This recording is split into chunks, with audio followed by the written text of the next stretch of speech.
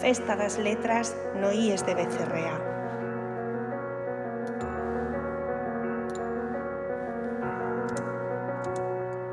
O Día das Letras é unha data consagrada á exaltación e promoción da nosa literatura e da nosa lingua arredor da cal se celebran no noso país e no estranxeiro numerosas producións e eventos culturais de homenaxe á figura escollida.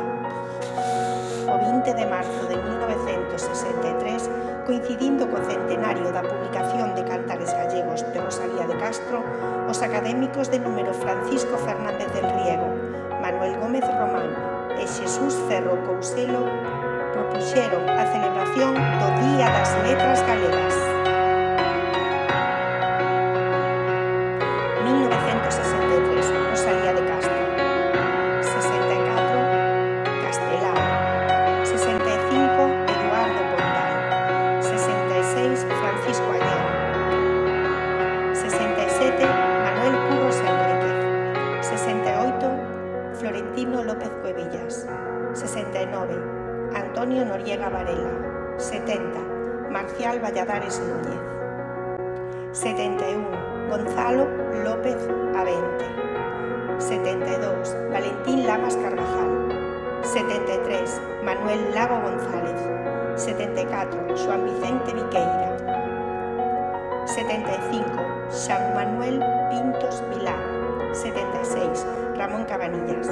77, Antón Vilar Ponte. 78, Antonio López Ferreiro. 79, Manuel Antonio.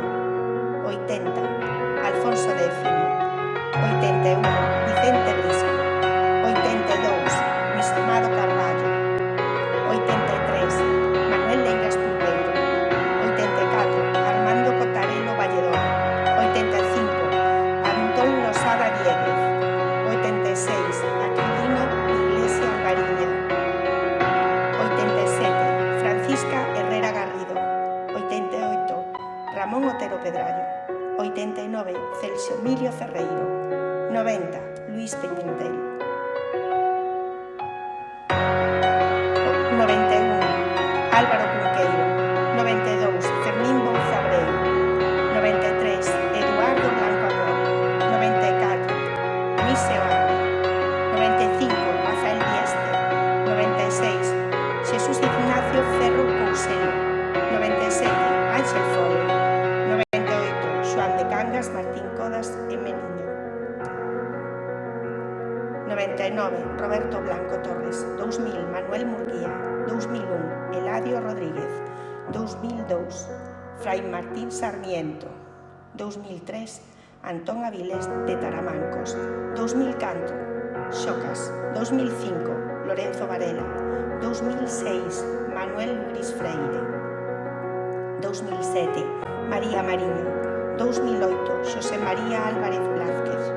2009, Ramón Piñeiro López. 2010, Uxío Novo Neira. 2011, Lois Pereiro. 2012, Valentín Paz Andrade. 2013, Roberto Vidal Bolaño. 2014, Xosé María Díaz Castro. 2015, Xosé Filgueira Valverde. 2016, Manuel María. 2017, Carlos Casares. 2018, María Victoria Moreno Márquez.